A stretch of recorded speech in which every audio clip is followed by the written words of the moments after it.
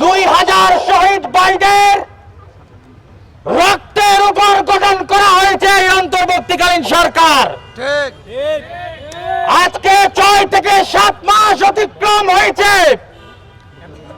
জুলাই আগস্টের কোন হত্যাকারীকে আপনারা বিচার করেছেন আমাদেরকে স্পষ্ট করে বলুন। আমাদের শহীদ ভাইদের রক্তের সাথে বেঈমানি করার অপচেষ্টা করবেন না। আমাদের বোনদের উপর যদি এরকম কোন অত্যাচার করার অপচেষ্টা করেন, আমরা বারবার রাস্তায় ফিরে আসব এবং আমাদের বোনরা যারা আজকে রাস্তায় নেমে এসেছে তাদেরকে পূর্ণ সমর্থন জানাই। প্রয়োজনে তাদের সাথে আমরা অনশনে বসে যাব যতক্ষণ পর্যন্ত এর বিচার না হয়। আমি স্বরাষ্ট্র উপদেষ্টা এবং আইন উপদেষ্টাকে স্পষ্ট করে বলে দিতে চাই, আমাদের জাতীয় নাগরিক কমিটির ভাইদেরকে অনেকে কিংস পার্টি বলা হয়। আমরা কিন্তু কিংস পার্টি নয়। দেশের যে কোনো প্রয়োজনে দুর্যোগ মুহূর্তে সত্যকে সামনে নিয়ে আমরা এগিয়ে যাব। আজকে আপনারা দেখছেন চতুর্থ শ্রেণীর ছাত্র ছাত্রী থেকে বিশ্ববিদ্যালয়ের শিক্ষার্থী, কোন শ্রেণীর মানুষরা নিরাপত্তা নেই, কিভাবে গুম খুন এবং ডাকাতের উৎপাত বেড়ে যাচ্ছে পুনরায় আপনারা দেখতে পাচ্ছেন। থানা পুলিশ বাহিনীরা এক ধরনের নীরব ভূমিকা পালন করছে।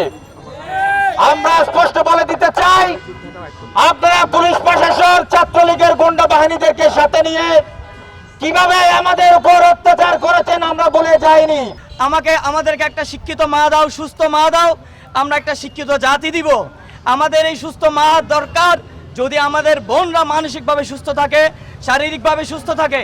কিন্তু আমরা দেখতে পাচ্ছি নৈরাজ্যকারীরা বারবার আমাদের বন্ধুদের উপর হায়নার মতো ঝাঁপিয়ে পড়ছে। এটা আমাদের কালেকটিভ একটা ব্যর্থতা, এটা আমাদের আইন উপদেষ্টা স্বরাষ্ট্র উপদেষ্টার ব্যর্থতা। আমরা সেই আগস্ট মাসেই যত চোর ডাকাত ছিল, চাঁদাবাজ ছিল, তাদেরকে ধরে ধরে জেলে ভরেছি।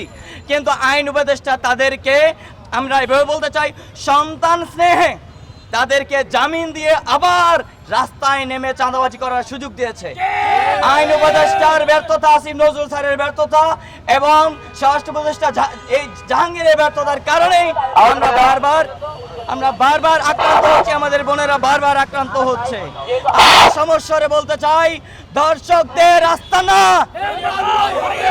দর্শকদের আস্তানা, দর্শকদের আস্তানা, একটা দুইটা দর্শকদের দইরা দইরা জেলে ভর, একটা দুইটা দর্শকদের